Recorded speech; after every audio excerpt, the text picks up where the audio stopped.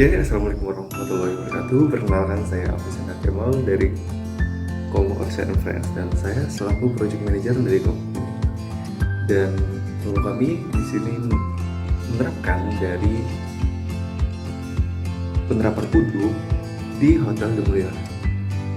Dan modul apa saja yang kami gunakan? Modul yang sudah ada di sisi kiri. Jadi untuk modul pertama di modul HR, Human Resource, kami menggunakan employees. Lalu untuk sisi kedua, kami menggunakan modul rekrutmen. Lalu juga untuk selanjutnya kami menggunakan dari modul financial accounting. Yang pertama, financial accounting sini ada payroll, lalu juga yang kedua ada di accountingnya. Jadi saya akan menjelaskan sedikit tentang bagaimana proses yang akan terjadi atau yang akan dijelaskan oleh rekan-rekan saya. Jadi yang pertama, nantinya ketika ada karyawan yang baru atau employee yang akan direkrut, maka dia akan masuk ke proses dari rekrutmennya. Jadi pertama ada proses rekrutmen, lalu nanti dari rekrutmen ini dia bakalan diolah data-datanya. Apakah data tersebut sudah memenuhi syarat untuk dapat menempati posisi yang sedang vacant ini atau sedang lowong. Jadi jika proses interview sudah berhasil, jadi interview yang akan terjadi ada 2 tahap. Jadi yang pertama interview, yang pertama lalu juga yang kedua interview yang kedua. Jadi yang pertama itu saringan awal, yang kedua akan lebih ke arah usernya. Jadi dia akan lebih spesifik tentang apakah orang ini benar-benar capable untuk dapat bekerja di posisi ini. Lalu jika sudah melewati 2 tahapan interview itu, maka di tahapan yang ketiga dia akan ada penawaran kontrak yang diberikan oleh tim recruiter ya. Jadi nanti akan menawarkan kontrak, jika kontraknya setuju maka karyawan tersebut dapat menandatangani kontrak agar dapat segera mungkin bergabung menjadi bagian dari employees-nya.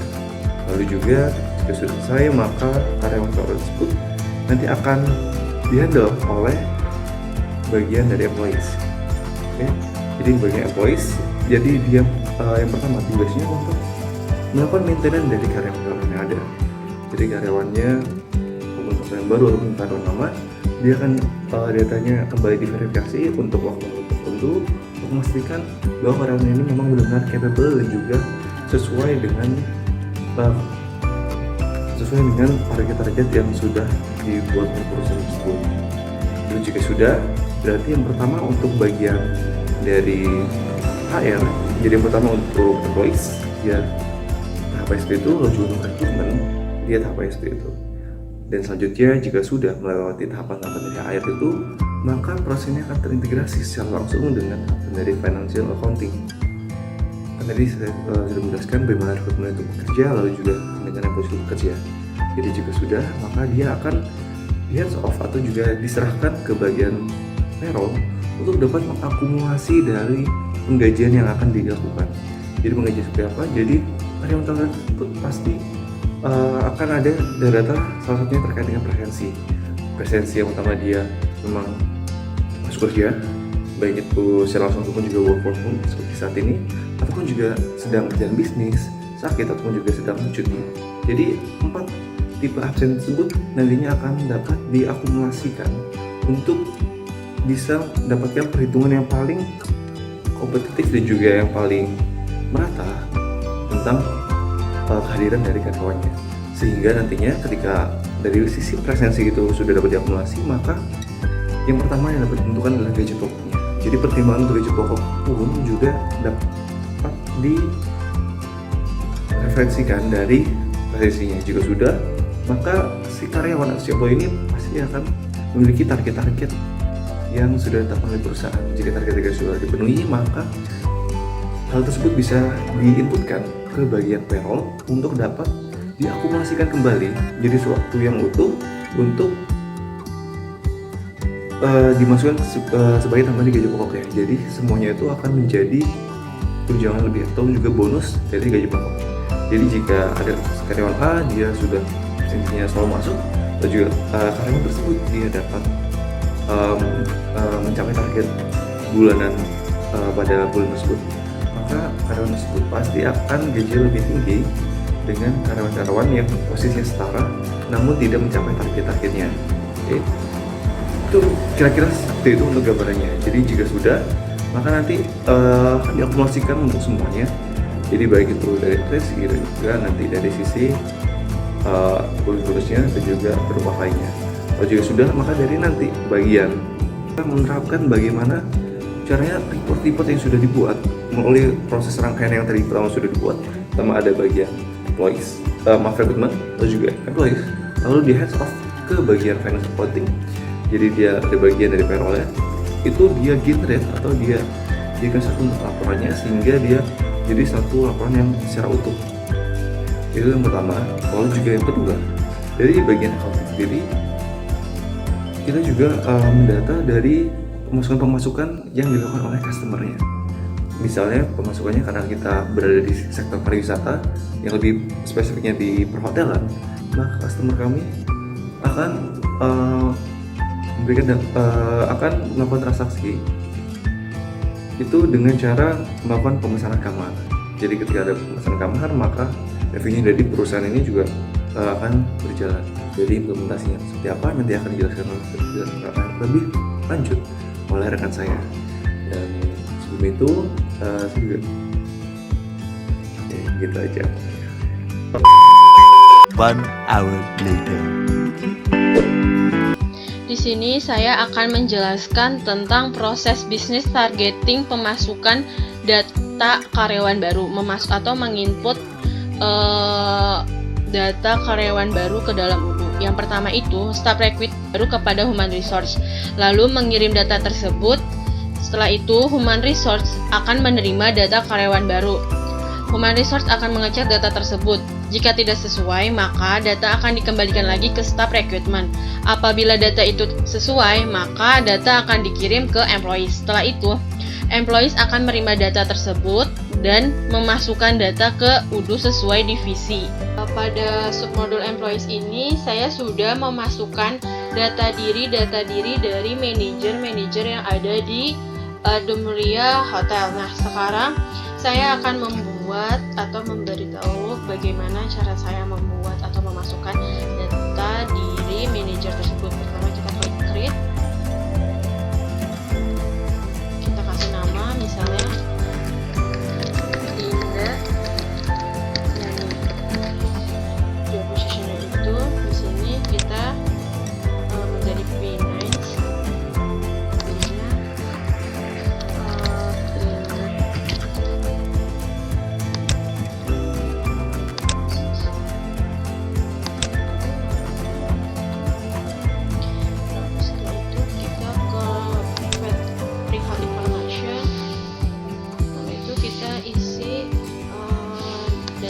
Seperti tanggal lahir,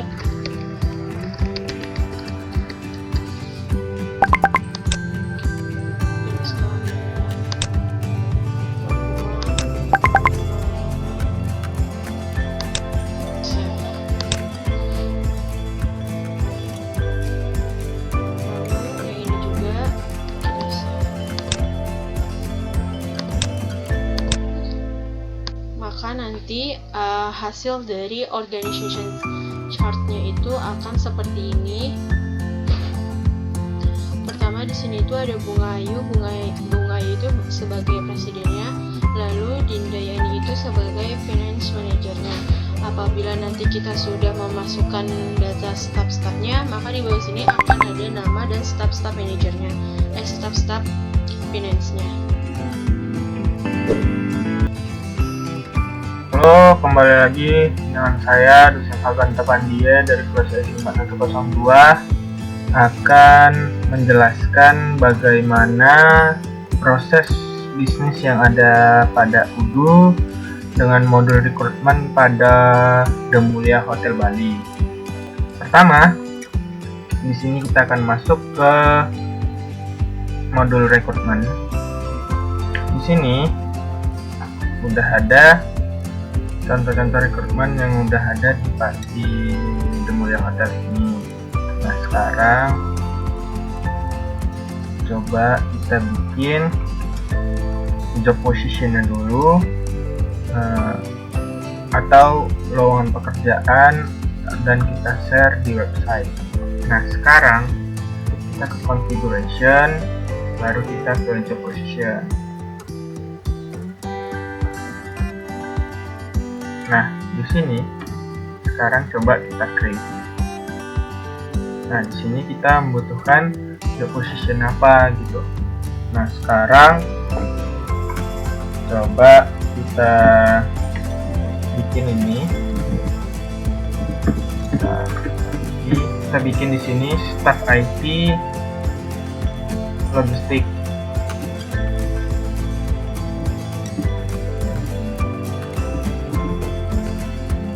Oke, coba sekarang ini kita bikin dapat logistik. Kita bikin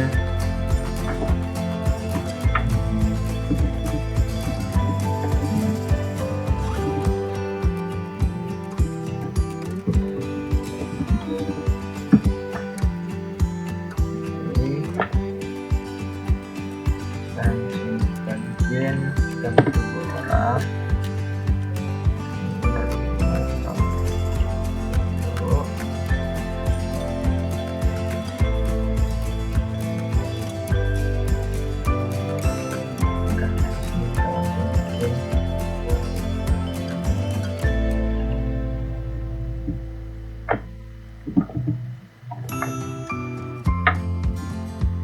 Di sini kita bikin rekrutmen.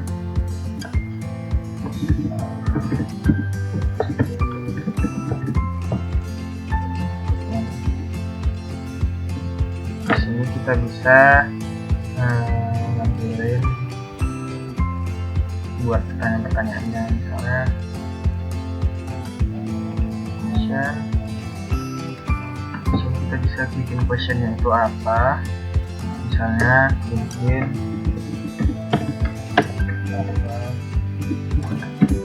motivasi Anda ingin melamar pada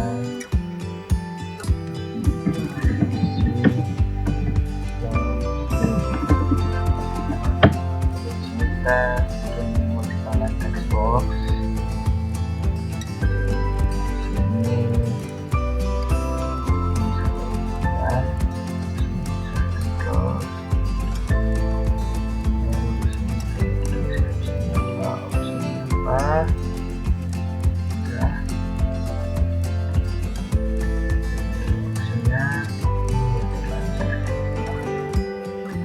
Terus batas ini besar.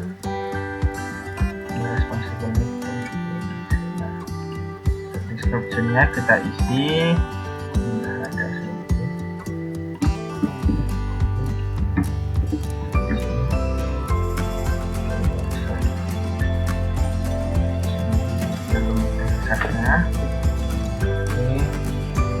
Ini kita bisa masukin ke website. Nah, logistik kita bisa apply. Di sini bisa kita submit untuk supaya, karena ini udah dimasukin ke website, jadi jika ada yang ingin melamar bisa langsung ke websitenya The Mulia Hotel ini. Oke, sekarang karena udah masuk ke website, jadi udah dipublish di website. Jadi coba sekarang kita masuk ke dalam proses rekrutmen, masuk ke dalam proses memasukkan data si pelamar pada The Mulia Hotel. Dan sekarang kita ke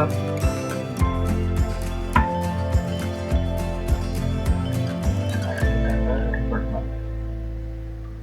Nah, ada barusan kita bikin staff IT logistik. Kita lihat di sini belum ada yang pelamar, yang data pelamar. Jadi sekarang coba kita masukin data salah satu pelamar. Di sini kita create.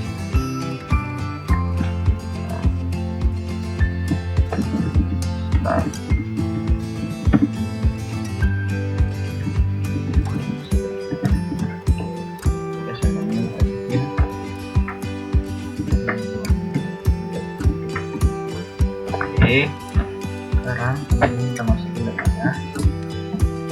Misalnya emailnya adalah gmail.com.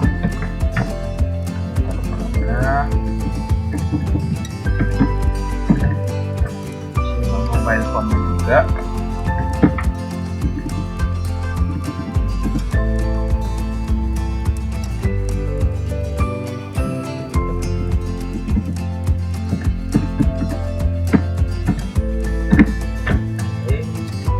Sekarang degree-nya di sini adalah master degree.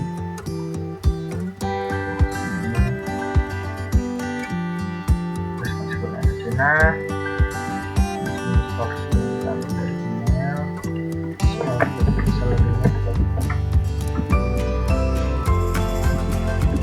Dia mengharapkan gaji itu sebesar 6 juta.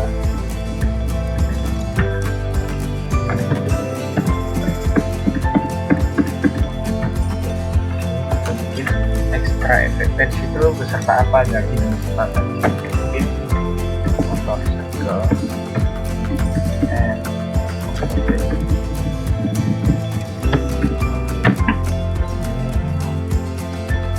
semuanya.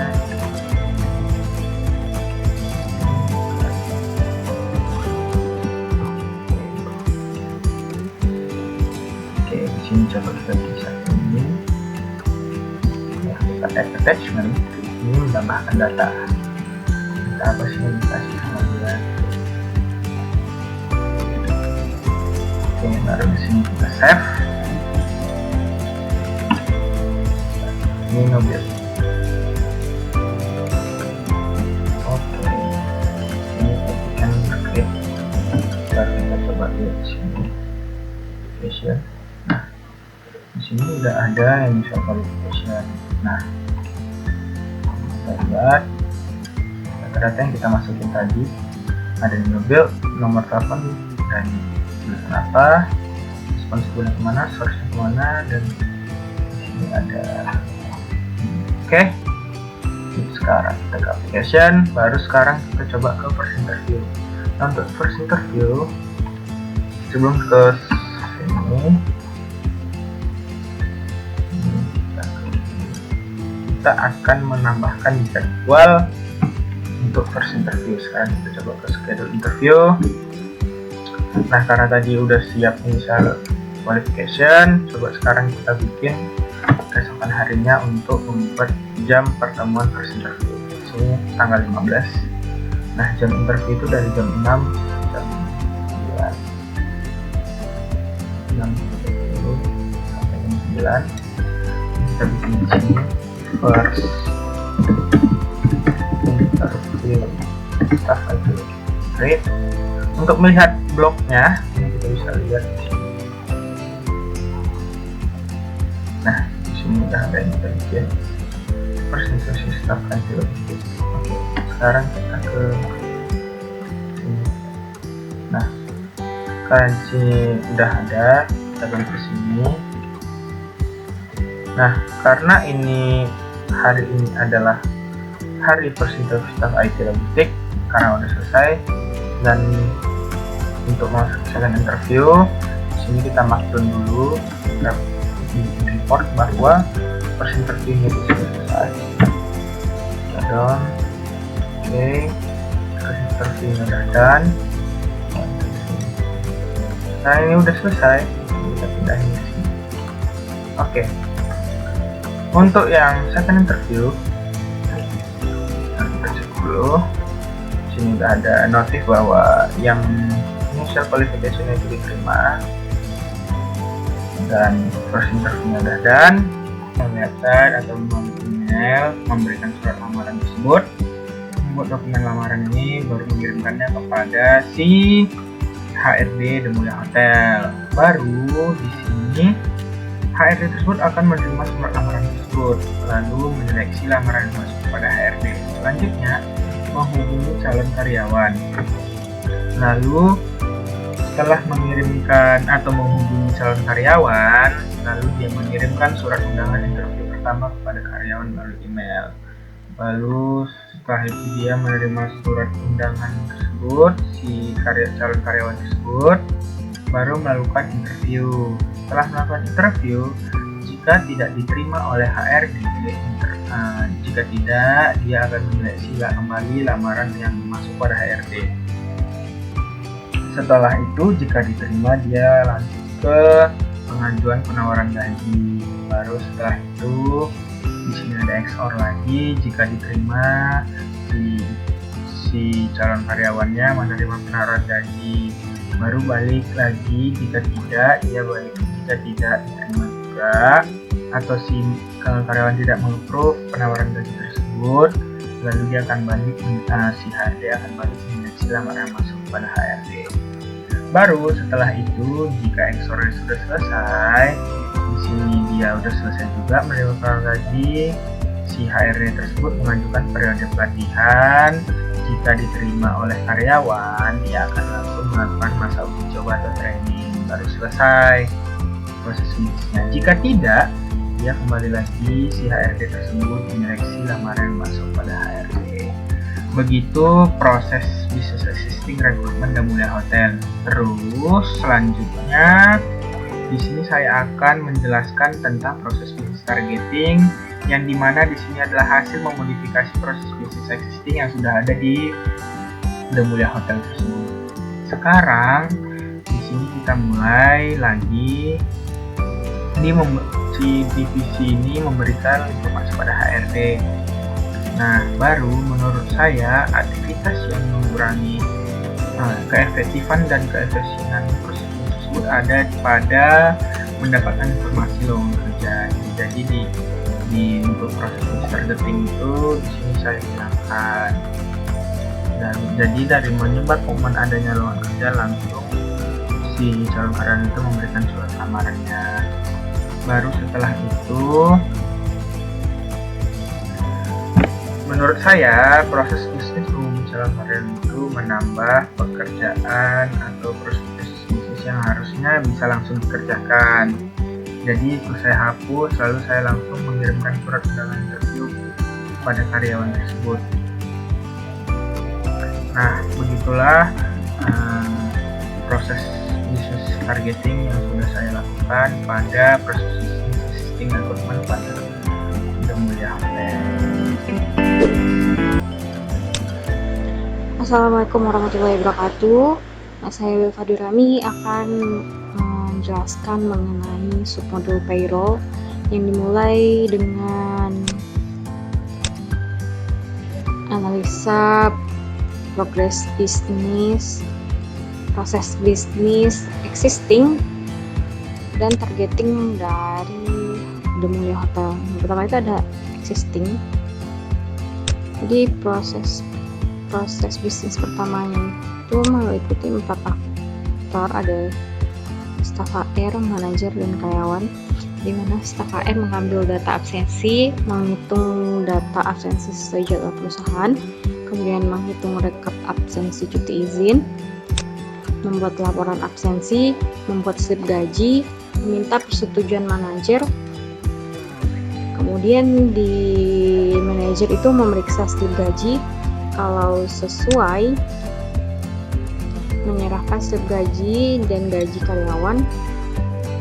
Kalau tidak, prosesnya berakhir dan diulang lagi dari awal. Sedangkan kalau iya, setelah menyerahkan slip gaji tadi kembali ke staf HR, kemudian staf HR baru memberikan slip gaji beserta gaji ke karyawan, mana karyawan menerima slip gaji beserta gaji, dan disitu prosesnya selesai. Kemudian targetingnya itu adalah usulan proses bisnis dari kami. Yang pertama itu di sini ada 5 aktor. Yang pertama itu human resource, finance controller, finance accounting, bank, dan karyawan. Ketika proses penggajian dimulai, maka human resource melakukan perhitungan penggajian. Kemudian finance controller melakukan konfirmasi dan validasi. Kalau sesuai, maka diteruskan lagi ke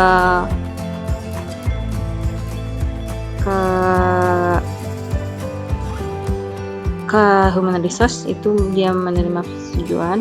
Kalau tidak, maka human resource melakukan perhitungan penggajian lagi.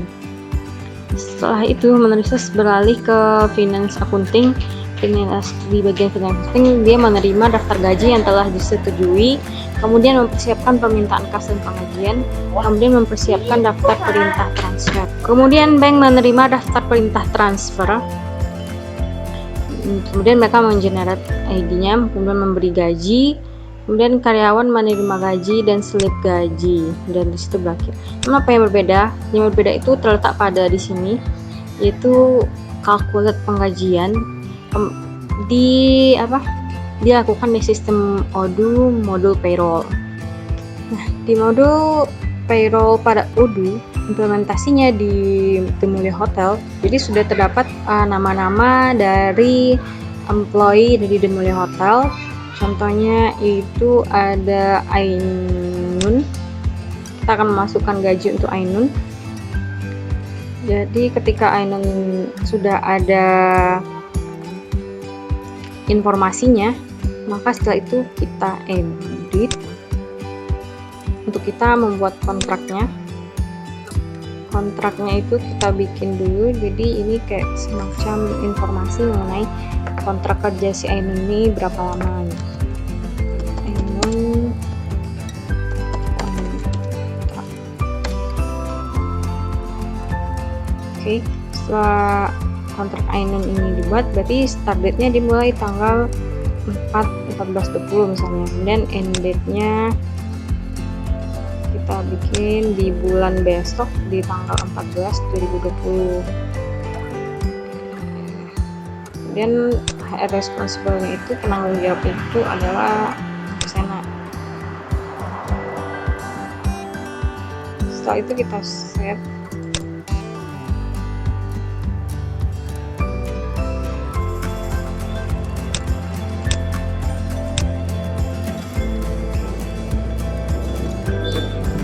Kembali ke ini.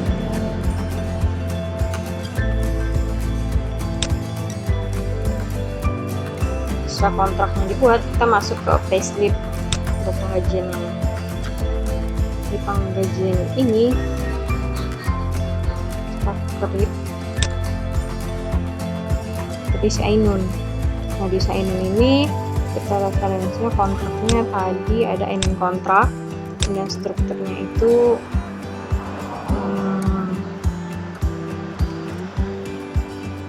kita buat lagi.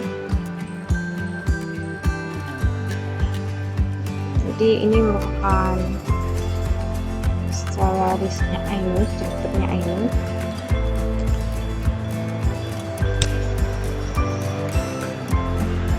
Oh, ini type-nya dev.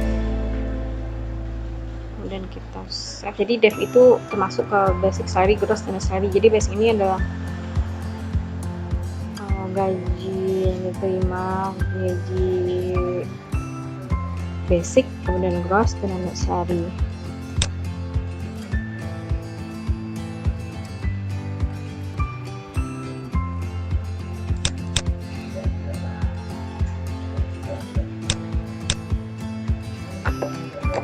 Nah, kalau kita menambahkan gajinya misalnya 4 juta.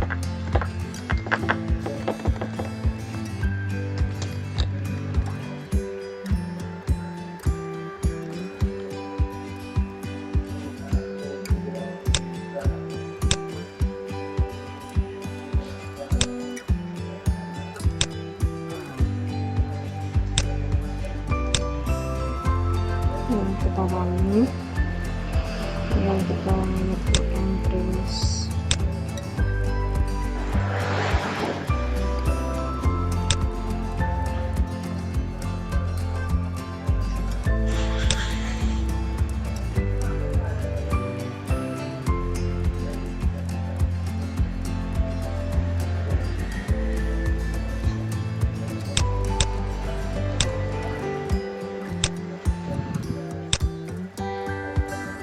Kita complete sheet. Setelah kita complete sheet, dan kita save.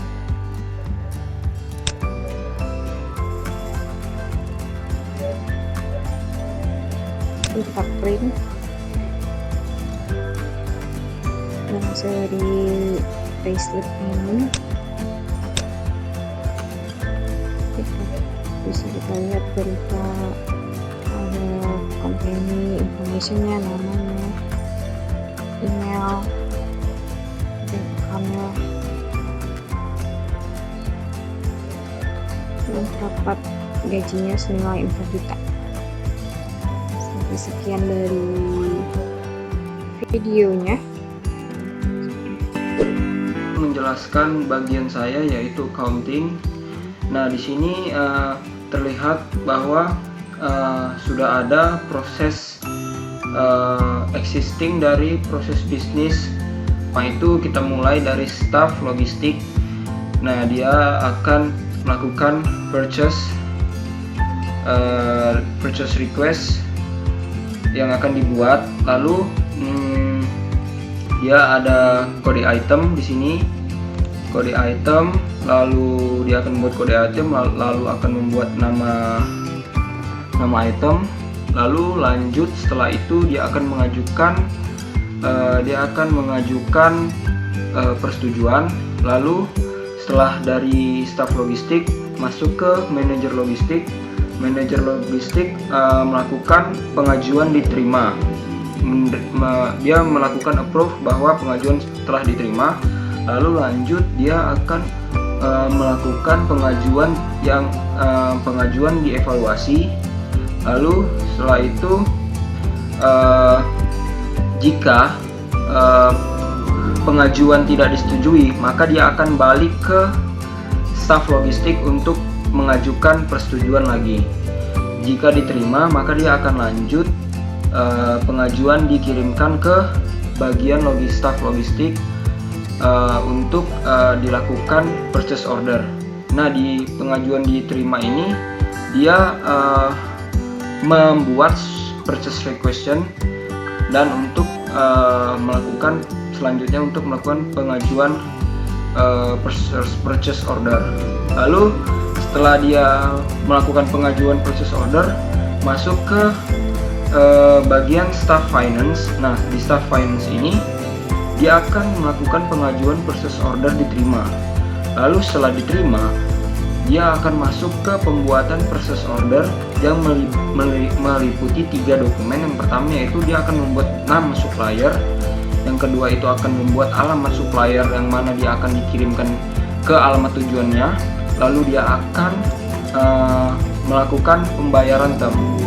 Lalu selanjutnya setelah itu dia akan melakukan pengajuan persetujuan. Setelah melakukan pengajuan persetujuan, masuk ke staff manager finance. Nah, di manager finance ini dia pengajuan diterima, lalu pengajuan dievaluasi. Nah, jika pengajuan tidak disetujui, maka dia balik ke staff finance tadi untuk melakukan pengajuan persetujuan kembali. Lalu apabila jika disetujui, maka dia akan masuk ke pengajuan disetujui. Seperti itu. Lalu setelah disetujui, maka pengajuan dikirimkan ke bagian staff finance tadi untuk pengajuan mengapprove bahwa pengajuan itu telah diterima dan akan dibuatkan dokumen purchase order. Nah, setelah itu dokumen dikirimkan ke bagian, nah dia itu dikirimkan ke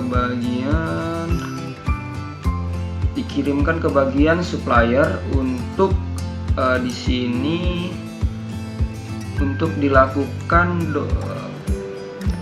dia dikirimkan ke bagian supplier untuk penerimaan dokumen, bahwa dokumen sudah diterima di sini statusnya.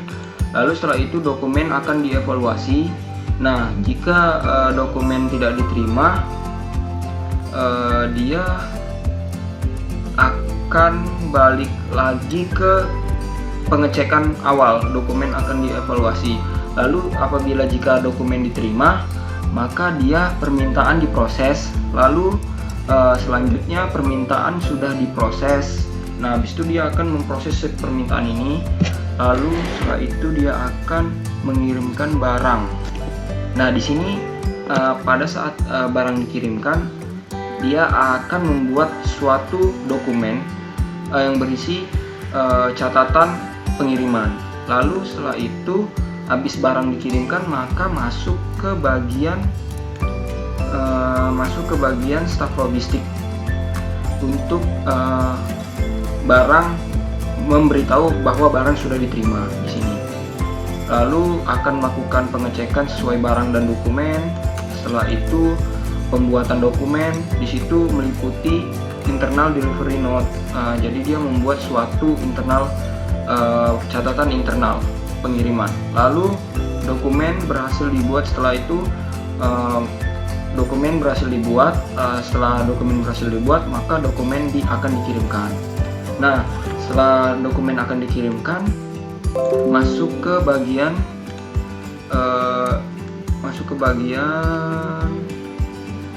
staff finance. Nah, di staff finance ini dokumen diterima, lalu pembayaran tagihan. Muncullah dia suatu pembayaran tagihan yang dinamakan yaitu invoice. Lalu masuk ke bagian terakhir lagi, manager finance, maksud saya suppliers. Nah, lalu di bagian suppliers pembayaran diterima. Nah, dari suppliers tadi masuk ke bagian staff finance. Nah, habis masuk ke bagian staff finance, baru finance akan mengumpulkan dokumen pendukung seperti PO, terus indennya, terus dan lain-lain. Lalu masuk ke bagian setelah itu pembuatan dokumen lengkap. Nah, di sini dilengkapilah dokumen-dokumennya, apa saja yang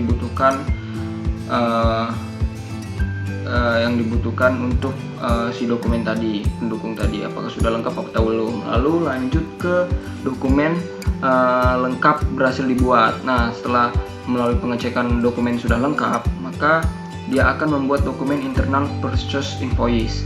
Lalu setelah itu akan diterbitkan INP dan membuat sebuah batch jurnal dan selesai.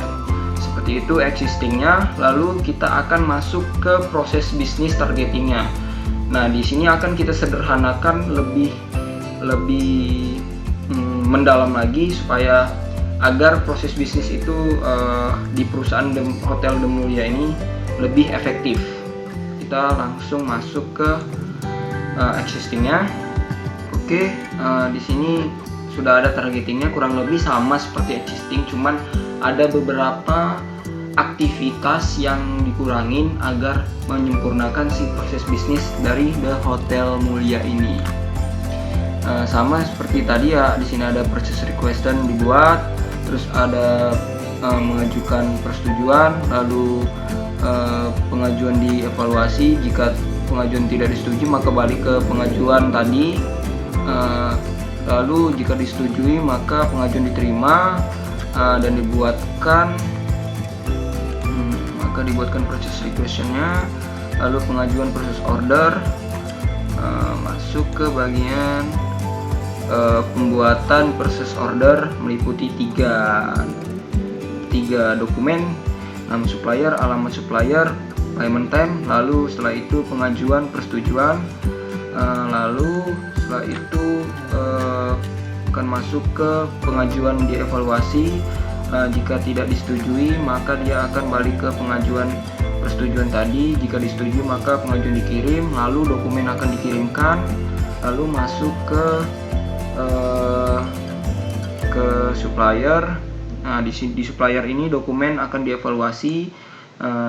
Jika dokumen tidak diterima maka dia akan balik ke awal lagi ke pengajuan order. Lalu jika diterima maka barang akan dikirimkan, akan dibuat dokumen pengirimannya. Setelah itu dia masuk ke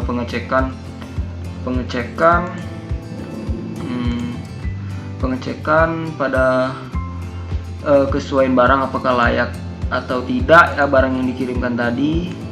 Lalu dia akan masuk ke pembuatan dokumen, lalu dokumen akan dikirimkan. Setelah itu masuk ke pembayaran tagihan. di sini akan dibuat invoice tadi seperti yang di proses bisnis existing tadi. Lalu setelah itu dia akan masuk ke bagian supplier untuk pembayaran diterima. Nah, dari supplier maka masuk ke bagian staff finance. Di staff finance ini dia akan mengumumkan dokumen pendukung seperti PO, IDN, dan DN. Terus lalu dia akan lanjut ke pembuatan dokumen lengkap. Setelah membuat dokumen lengkap, dia akan memberitahu bahwa dokumen yang dibuat tadi sudah lengkap dan akan dibuatkan internal process invoice-nya. Lalu setelah itu akan memposting INP. Nah, di situ akan dibuat yang namanya di sini akan dibuat dokumen yang bernama batch journal. Setelah itu selesai. Nah, seperti ini sudah tahu kan bagaimana proses bisnis existing dan targeting dari accounting di perusahaan Hotel The Mulia. Lalu setelah ini kita akan lanjut ke konfigurasi di Odoo-nya. Oke, baiklah, di sini saya sudah masuk ke aplikasi Odoo-nya, maka kita akan mengkonfigurasi dan memasukkan data-data yang ada di accounting. Nah, di sini kita klik accounting. Nah, di sini kita akan menunjukkan pembayaran dari customer yang akan kita inputkan di new transaction di cash ini ya. Lalu di sini kita akan membuat terlebih dahulu saya akan menunjukkan beberapa contoh payment yang sudah dilakukan si customer untuk melunasi sewa kamar dari Hotel The Mulia ini. Yang pertama kita akan mengklik customer, lalu klik payment. Nah, seperti ini. Di sini sudah terlihat bahwa customer dia membayar cash. Metodenya manual. Nama customernya Indriani. Dia membayar sebesar 700.000. Lalu di sini ada customer lagi dari Bandung membayar sebesar 100.000. Lalu di sini ada lagi customer bernama Hanaping, dia membayar 2.500.000 secara cash. Lalu di sini ada Avicenna, customer kita, dan dia membayar 150.000. Jadi totalnya 3.490.000. Maka semua pembayaran cash di sini akan terinputkan di bagian sini. Nah, dia terinputkan di bagian sini sebesar 600.000. Nah, seperti itu. Lalu untuk yang bagian dia tadi dibagi dua ya. Kalau dia masuknya dia pembayaran cash, dia akan masuk ke pembayaran cash ini. Dan jika dia melalui transfer bank, dia akan masuk ke bagian sini 2.650.000 seperti itu. Nah, sekarang saya akan mencontohkan akan memasukkan input pembayaran customer dari salah satu metode pembayaran maupun cash maupun transfer seperti ini. Kita akan membuat payment pertama, menunjukkan beberapa konfigurasi ke bagian keuangan mengenai yang pertama itu kita akan menunjukkan payment yang sudah dilakukan oleh si customer. Nah, di sini saya akan menunjukkan beberapa payment. Yang pertama itu ada customer kita Ibu Anggi Puspita dengan metode pembayaran cash sebesar 3.500.000. Dan kita akan menunjukkan melalui yang bank itu. Di situ ada Bapak Andri Wiranto membayar sebesar 750.000 melalui akun bank. Lalu di sini kita akan mencontohkan pembayaran kembali. Nah, di sini saya akan menjelaskan lagi sebelum kita membuat pembayaran, kita men-set pembayaran. Nah, jika pembayaran tadi dilakukan secara cash, maka akan masuk ke bagian cash. Jika pembayaran tadi akan dilakukan melalui metode bank, maka dia akan masuk ke dalam bank sini. Lalu kita akan membuat payment. Oke, kita lihat dulu. Kita akan membuat untuk yang cash terlebih dahulu. Kita akan membuat untuk yang cash. Kita create misalnya. Lalu kita akan customer. Di sini kita akan men-set namanya. Kita klik saja, misalnya namanya Ronaldo. Lalu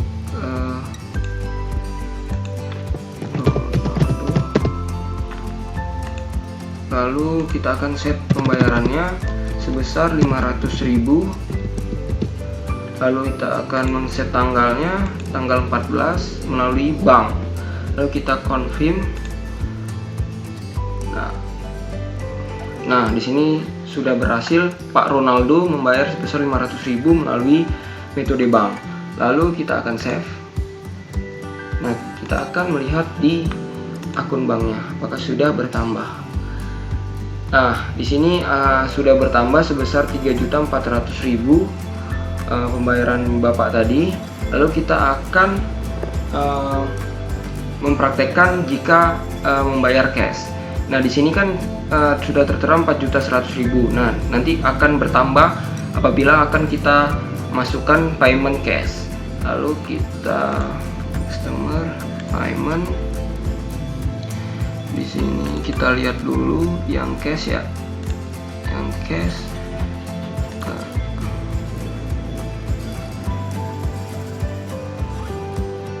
DR kita lihat yang cash 700.000. Oke, kita create aja di sini, kita create. Terus kita customernya kita buat misalnya Siti Rohani. Kita create, lalu dia akan membayar sebesar 500.000. Misalnya 800.000 ya, 800.000 rupiah pada tanggal 12 sini. Lalu kita akan set melalui cash. Lalu kita akan confirm. Nah, di sini sudah masuk ya. Lalu kita save. Maka kita akan lihat di bagian cashnya apakah bertambah. Nah, tadi kan kalau nggak salah 4 juta berapa gitu. Nah, sekarang sudah bertambah menjadi 4.900.000 rupiah. Berarti pembayaran yang tadi berhasil kita lakukan. Seperti itu kurang lebihnya. Oke, jadi setelah tadi kita tunjukkan bagian-bagian yang sudah kita masukkan, seperti payment, customer, baik melalui akun bank maupun melalui cash, pembayaran cash. Jadi saya akan menunjukkan di sini di reporting. Nah, di sini kita bisa melihat jurnal umum dari data-data yang sudah kita input tadi. Di sini kita akan melihat di bagian general ledger. Nah, seperti ini dapat terlihat jenis akunnya, dia apa melalui cash atau bank. Nah, di sini sudah tertotal semuanya ya, tertotal semuanya baik cash maupun bank, piutang usaha dan liquidity transfer seperti itu. Lalu di sini juga bisa kita lihat trial balance. Nah, di sini bisa terlihat lagi trial balance dan jenis-jenis akun cash, bank, piutang usaha maupun liquidity transfer sudah tertotal secara keseluruhan dan terdata di sini. Oke, seperti itu. Mungkin itu saja dari bagian modul accounting. Saya ucapkan terima kasih. 2,000 years later. Tadi sudah dijelaskan juga oleh beberapa rekan saya tentang bagaimana proses bisnis dari yang awal hingga akhirnya, lalu juga jadi proses bisnis tersebut kira-kira dapat menciptakan waktu seperti apa, atau agar lebih tergambarkan lagi tadi rekan-rekan saya juga sudah sempat melakukan simulasi atau juga implementasi secara langsung agar dapat memberikan gambaran yang lebih informatif lagi dan juga lebih detail lagi, sehingga proses tersebut dapat lebih nyata untuk diimplementasikan. Saya rasa untuk progres pada video kali ini sekian, kurang lebih mohon maaf. Assalamualaikum warahmatullahi wabarakatuh. Selamat pagi.